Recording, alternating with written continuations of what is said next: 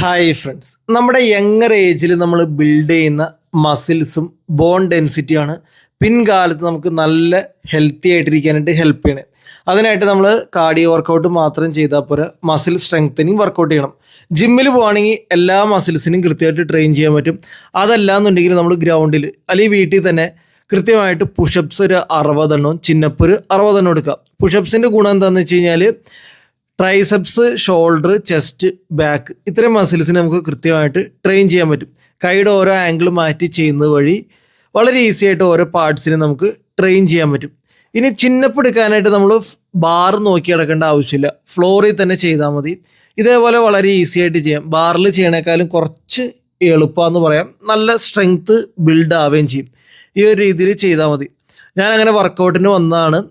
ഒരു compounding interest പോലെ നമുക്കൊരു 40-50 വയസ്സിൽ ഇത് നമ്മളെ വളരെ ഹെൽപ്പ് ചെയ്യും.